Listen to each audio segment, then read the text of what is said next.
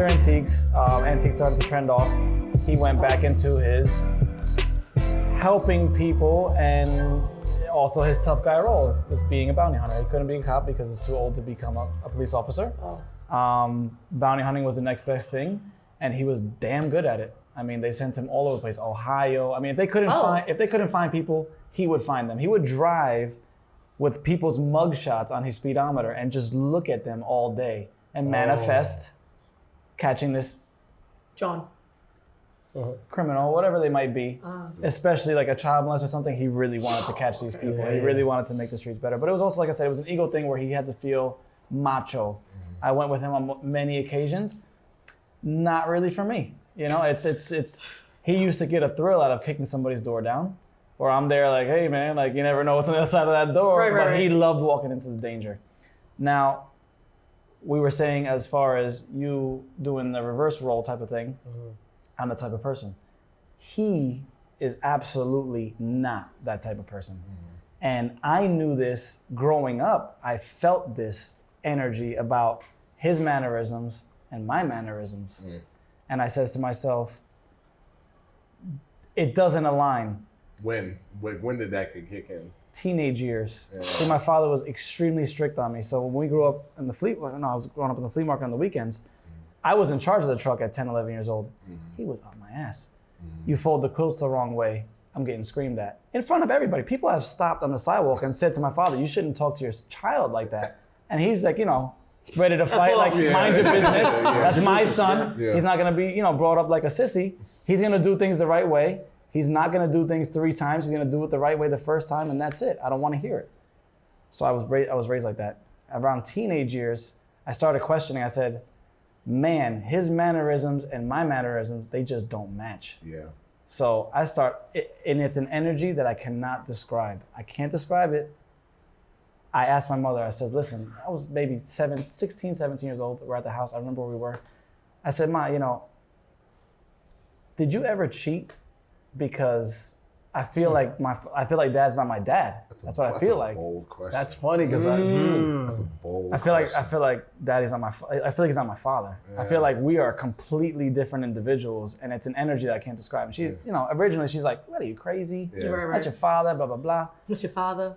Yeah, so years go on, and we go out to lunch. I was probably 20 years old. I was building race cars at the time. I was doing my thing.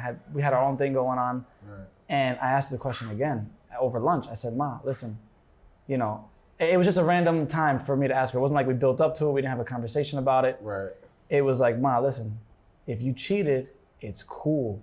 I want to know who it is, because I know it's not. I know this. I know that Dad's not my father. I know this feeling inside my body. I know it. And she started busting out crying. I said, whoop, there it is. I got it. Not my pops. Damn. So she says to me, you're correct. He's not your father biologically, but I didn't cheat. I said, so tell me, what's the deal? She said, he wanted to have a kid so bad, to raise a child, to raise a little man, a daughter, anything. He wanted to raise somebody so bad, he was infertile. So I'm a seed baby. It was his decision no, mind you, macho man. Right. Made the decision to say, you're gonna go get artificially inseminated. Wow, interesting. So when I found that out, I wouldn't say most, but some people would be like, F you, Dad, like, you're not my dad. Right. Listen, I was not a model student growing up. Right. I was involved with all types of nonsense where at any moment he could have said, you know what, this is not even my problem. Me and your mother argue with the business, blah, blah, blah. You're always in trouble, blah, blah, blah. I'm out of here. I'm done. This is not my issue. Yeah. Talking about role models, talking about sacrifice. How selfless can you be? Yeah. So it's like where I could have reversed it and said, F you, Dad, you're not my dad. It's like, wow. I respect you even more now. You wanted me. Because you seriously raised me knowing that. And now it's like, it's a complex where I look at him that, and I'm not gonna say he failed. He didn't fail. It's just that he wasn't aware because he was so busy trying to provide. He wasn't aware how does he see me accomplish so much? How does he feel about that? Knowing that I don't come from his loin. Does your mom know who the? It's anonymous. Nobody knows. It was an anonymous. And I donated anonymously. Okay, so you're part of it, yeah. My father to this day does not know that I know this. Right. Oh, he doesn't Oh, know. wow. Oh. And I would not tell him. Right. Wow. Wow. Wow. That's real. How do you feel about the fact that your mom didn't tell you? I'm gonna You watch had this. to ask. No, nothing. I don't hold that against her because who my father is. Right. What was she gonna tell you anyway? Your father is your father. That's who you. When I was a child, I might have blurted that out. God knows what he's gonna do. Yeah. He's a loose cannon. He's a short fuse. Oh, yeah. Never listen, and I don't want to put it out there like that. Anywhere. No. Yep. Never touched me. Never touched my mom. No. Never even. My mom was the only one that ever smacked me because I said "f you" to her one time, and he got highly upset with her. Said, "You ever touch him again, that's it. Wow. I'm calling authorities. It's gonna be a problem. You don't touch him. You do not ever touch him." Really? Yeah. For real. That's Wow. not what my household was. Shoot. Thank you for telling us that, yo. But the discipline that I got from him, from just being a bold voice and was that enough. intimidating factor, Yeah. was enough. Yeah. I didn't need to be hit. Yeah. It was enough. Cheers out here to dads. Yeah, really. You know what I'm Hey. saying? Dads are Getting the job important, done man. Real talk. today, Real these talk. days. Salud. Us. Yes. Thank you for sharing that. I don't mean to be emotional. So yeah, It's fine. he doesn't know. I don't think he'll ever watch this episode because I won't tell him about It's it. gonna be fine. Yep. But the He doesn't day, have social media. the day, the day that I tell him will be the day that he's going, Yeah. and it'll be like a thank you, because it's like Wow. his decision. I wouldn't be here, Yeah. So it's heavy. It is. It's heavy, but it's not. It's humbling. I just feel think- it's humbling. It's super humbling and Yeah, it's it's humbling, super selfless. Yeah. Selfless is the word. So I mean, when we talk about a mentor, sacrificing, guiding, etc., technically the man's not my father. Mm-hmm. And He's how a much friend. does that matter? Yeah. It doesn't matter at all. Right. Zero. Oh, he's your father. Right. He's Oh, he's 100%, absolutely your but father. biologically, I'm speaking. on. I get you. Yeah. He's my father. Biologically, no. His DNA is not in my body, Yeah. but his influence is in my body. Yeah. So it's like even more of a. I commend him even more Yeah. than if he was my father, because you as her father, you have a responsibility. Like that this is like you did this. This is your thing. He made a decision. Yes, he did. This wasn't an act. It was a decision. It was a decision to go in there as a committed manly decision. Committed decision as a manly man to go in there and let all your manlyhood go out the window, all your pride that you're supposed to have as a manly man out the window. I want to raise a kid. And I always question, why don't I have brothers and sisters? That's why. It's interesting. Like, I feel like it kind of circles back to the whole, like, when you saw your dad as human. Because at first, I feel like there's this reaction of resentment initially, and then you get to this space of humility and appreciation. Right. And it's a very weird transition. Like, I didn't understand. Yeah. There was times in the city, there was one time he was going off on me because they loaded the dresser in the front of the truck, supposed to be in the back for delivery, whatever. Long story short, I said, I'm going to call Dyfus. I said I'm a little kid, I'm going to call Dyfus. Yeah. He said, all right, cool. You're coming home with me tonight instead of mommy, and we're going to go take a ride. Yeah. He brought me to the Conklin home on Essex Street. Pulled up right in the front with the moving truck. Get out. Go tell him what's up. You want to go live there? Go live there. That's where all the kids live that don't have parents. Go live there. And I'm crying. That wasn't done. He pulled up to Hackensack Police Department in the front. Go ahead, walk inside. Tell him what you want to tell him. Oh damn. And I'm crying, please just take me home, please, please, please. He wasn't having it. He's basically saying, how dare you? Yeah. How dare you lip back to me when I'm trying to make you a man? Yeah. I'm making you a man. Yeah. Nobody's gonna save you from this. You're gonna be a man. You're gonna do what you gotta do. And it's, I feel like it's those experiences that a lot of, I hate to say the younger generation, but a lot of people, period, don't get.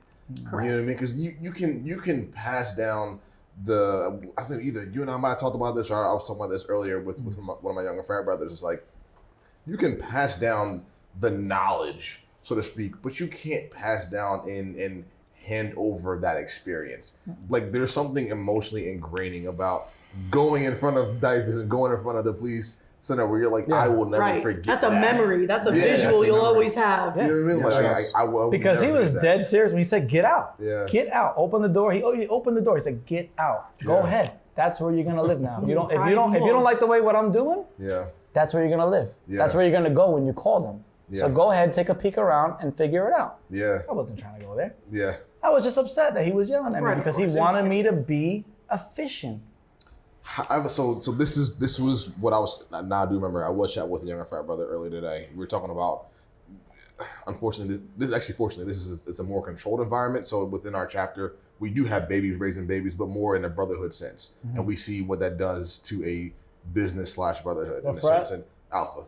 So we were talking about that, and we were saying you can't give them your experience, right? So like this, even when you do have a son or a daughter, you can't give them that same thing that your dad did. It's unique to you. But how can we create that space that the emotional impact is the same, that they are now receptive to the information?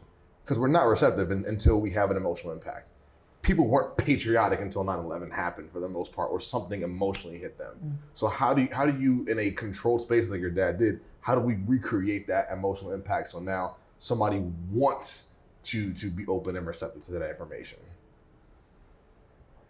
A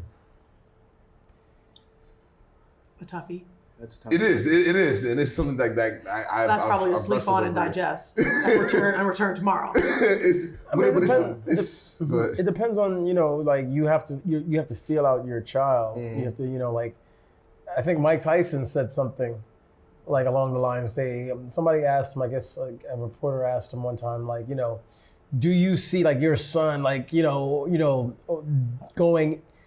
following your footsteps as a boxer or anything like that? He was like, hell no. Like I was hungry. Like I was a savage. Like my kids are privileged. Yeah. They will never be what I was as far as, athletics or boxing. But that doesn't mean they're not going to be their own individuals. You know what I'm saying? So Yeah. you could recreate something for your children if you're an attentive parent. Like you're paying attention to your child. How can I always say this to a lot of people, like, if you want somebody to get on the same page as you, right? You can't expect them to do it the way that you do it. Right. So you have to think outside of the box and say, hey, I care about this individual, right? I would love for them to be on the same page as me. But I know this person, and if I force them, or if I say, hey, do it the way that I do it, they may not get to where I want them to go. So be smart, be intelligent about it, and say, hey, figure out a way to get somebody on board or on the same page without actually coming across like you're forcing them to do that. Yeah. I have a daughter, right? So like So I've been thinking about, like, obviously we've been talking about parenting and fathers. My daughter's mother and I, we weren't together when she told me she was pregnant. We were together at one time, right? We were actually in a relationship before. We broke up, got back together, we broke up. I happened to see her again. Here we are. Correct, right? So, and she let me know that she was pregnant. And she also had let me know that she might have been pregnant in the past when we were actually together, but she never let me know. We broke up, you know what I mean? Yeah. And whatever. So she was like, listen, I'm pregnant, and because I had a miscarriage before, like, I'm keeping this child. And I was like, okay, you know something? Well, we're back together then. We're back together. Yeah. And so she was living in Las Vegas at the time. So I said, you know what? I think you should move to New York and just let me take care of you, be pregnant, and we'll figure this out. Correct. Together. So that's correct. So that's what happened. And it happened, it was working well, but not for nothing. My daughter's mother, she's grown as an individual. And we actually have an amicable relationship now. But it wasn't always like that. So I recognized the point for me. I recognized that my interaction with my daughter's mother could possibly do damage to my daughter. And once I realized that, I said, if you stay together. correct, if we stay together. So I said to myself, once I realized that, I said, hey, I have to separate, right? I have to separate. She didn't think that was gonna happen. She didn't think that was, but it was not for nothing. In hindsight, looking back, it's been the best thing to do. Because now she's grown as an individual. We both have grown as individuals. And it sucks that my daughter's across the country, but I'm in Vegas regularly. Like, you know what I mean? My daughter's 5 now. I had her here, I was trying to convince her mother to let me keep her for school, but didn't work out. But her mother could never say that I'm not part of my daughter's life at A father all. figure. Correct. Like, because, that's not, she knew that's not the type of individual that I am. Right. But I had to make a decision. Like, okay, I'm a father here. What's best for my daughter here? I could stay in this relationship and have my daughter see the interaction between her parents, and it could be bad. Do you think there's anything from the role of your mother that's going into how you're raising your daughter? Maybe initially, because you know what? I was prepared to be with her mother for the rest of my life. Even if... And your parents are together. Correct. Even if it wasn't the best thing for us. You know what I mean? I was prepared to do it. It was like my dad driving those long roads, put my head down and do it. Yeah. No problem. Forego anything else that I'm doing, no problem. But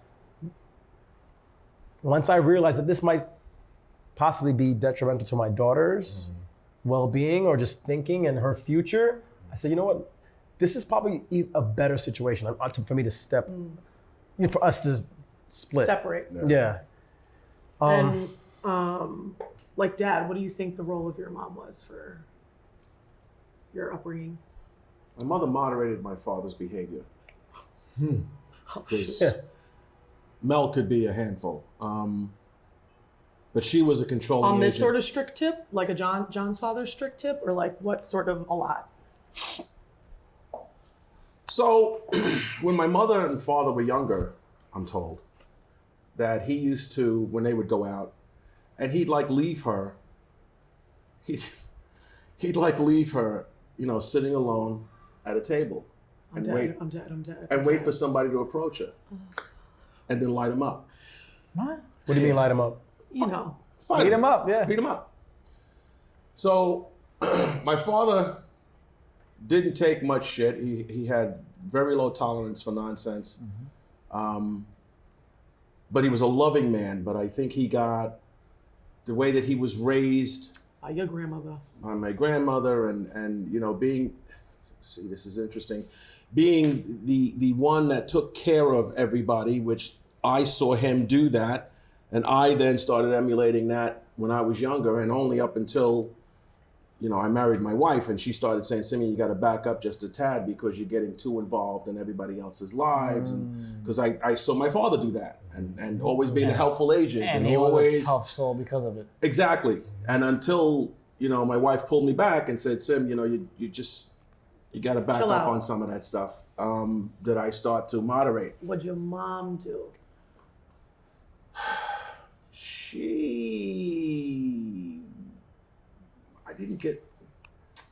My mother loved me. I was the one that my father bequeathed to take care of my mother as he was dying on his deathbed. Sim, you got to take care of this. You got to take care of the checkbook. You got to do this thing. You got to do that. My mother depended on my father, and he took care of everything. And then it became my stuff. Your stuff. My brothers weren't around. Nobody was around. I was the guy that took care of my mother until she died. Yeah. But I was the caretaker for her, the caretaker for my sister who died, my brother after he had done his nonsense, and it was just, I was the one. So I guess in my way of rationale, just if I'm a loner, I don't have to deal with all this other stuff. I can just kind of Cope Be- around. yeah, and I'm not the closest to a lot of people. I'm just Your nuclear. kind of yeah. We get all of it. You're around, but I'm from a around, but distance. yeah, exactly. And Do you feel like you've been more distant towards people at an older age versus at a younger age? Because I went through this today where She's sitting over there saying, because I went through this today where I had a falling out with a new friend that I've only overextended myself to, Go ahead. and they have came back and bit me in the head. Yeah. And it's like, well, wait a minute. It makes me think, I see my father do the same thing and get bit, and he became a cold individual. And I caught myself today saying, well, F that. I'm not helping anybody anymore. No new friends type of deal. also, If it's the circle's a circle, I'll help my guys. But anybody new, I'm not gonna reach out so fast as I did with this individual. Yes. And I think that comes with age. I'm 20. I'm 28. I'm not 75, but I'm 28, and it's like, well, let me take without somebody telling me, let me take a step back and not be so giving to others because they see Yes. that kindness as a weakness. Yes. And you might get bit.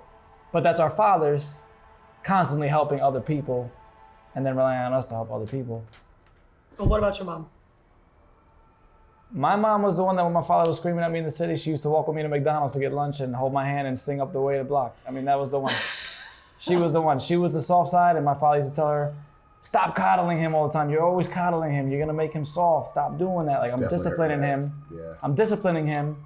Let me do my job. Stop taking away from what I'm doing to him. Yeah. And honestly, I'm thankful for the both of them because they literally, like I said, my father was not my father, blah, blah, blah. They stayed together because of me. That's it. They had no other reason to stay together at all. They did not get along. Their relationship was not that great. But they stayed together because they knew that they made the decision when I was born. They both needed to be in my life. My mother was the balance of my father. My father was the balance of my mother. Without the both of them, It would I have been probably would not be catastrophic. sitting in the position that I'm sitting to take care of the both of them now. Welcome to New York. Okay, that's great. Hey. Hello, thank you. So yeah, saying I wouldn't be sitting in the position that I'm sitting in. I currently take care of my father, and when my mother needs help, I'm taking care of both of them. Yeah. And the burden is not the burden, but the responsibility is now on me as an only child. Yeah. It's not a burden; it's a responsibility, and it's like I can't turn my back as much as I want to. As much as my father sometimes could get me disgruntled and not want to help him, I think back to the decision he made when he made that decision to have me. Yeah. I can't do that because I wouldn't even be here if it wasn't for his sacrifice. I wouldn't be here. Yeah. Yeah. So I got to do what I got to do. Yeah. Round us off. Mother. Interesting. I got Great. I got to know more of the picture of how my pops and my mom interacted and how he was and what I got from him. I got to know a lot more of that, I think, when I hit college. And I think it was interesting because at that point they had already been divorced. And so at that point I started to be more aware of my own actions, and I was starting to ask more questions about why my pops did what he did to understand myself better. But I think it hit a head fully maybe about 2 years after we graduated, where like there was this College. yes, after graduated college, and this was the loaf mission after loaf mission. Oh. It was actually literally one of my boys in the wedding was like, "Cheers, no more loaf missions." It's pretty funny. Yikes. So, but what came out of that was literally one girl that I was with. She had asked, she was like, "Do you feel like your parents' divorce had affected the way you view relationships?" And I was like, no, I was good, because I wasn't like the stereotypical I'm crying in the corner because my parents. But I was like, no, it did. Surprisingly, it did.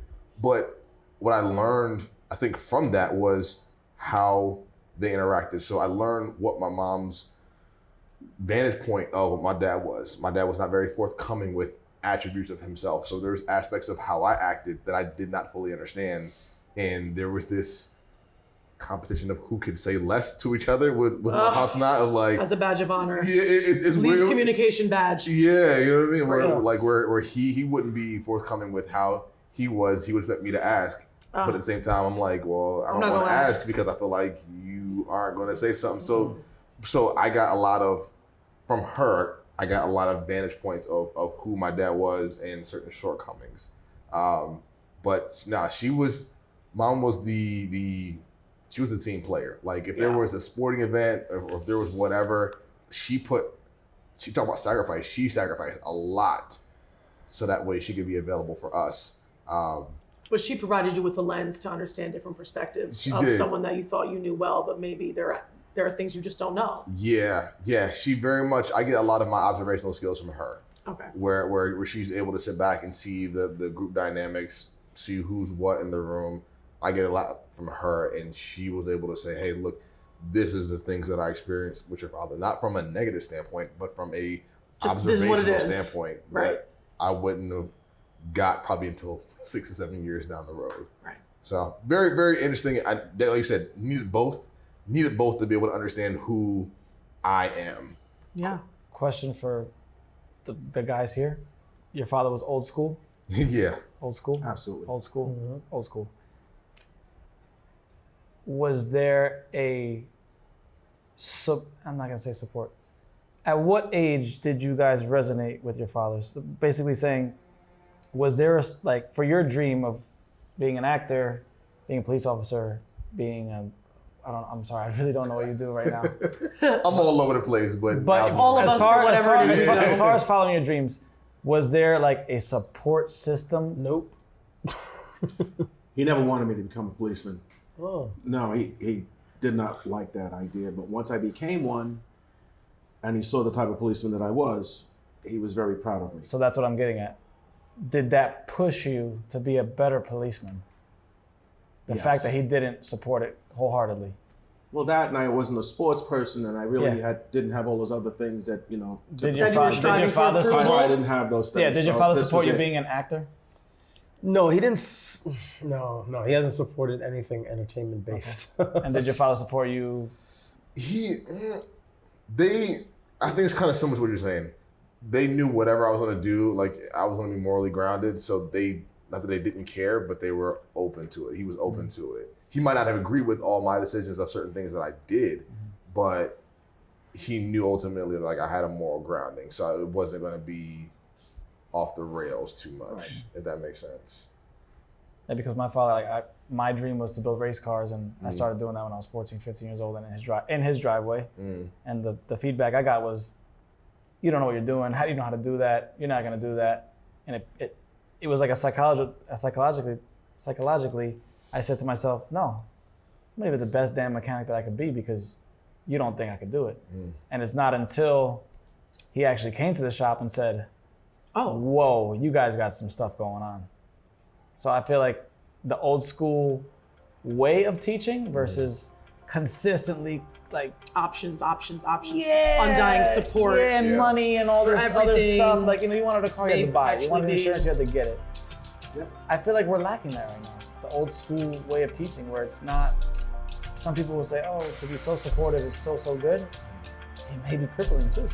Yeah, like the indirect. No, yeah, absolutely. Thank you guys. You're right about that. We're wrapping this up right here. Oh, okay, all right. Yep, I know. We can continue this at a later date, but not in here for tonight. Okay, thank you. That's all she wrote. Thank you all for watching.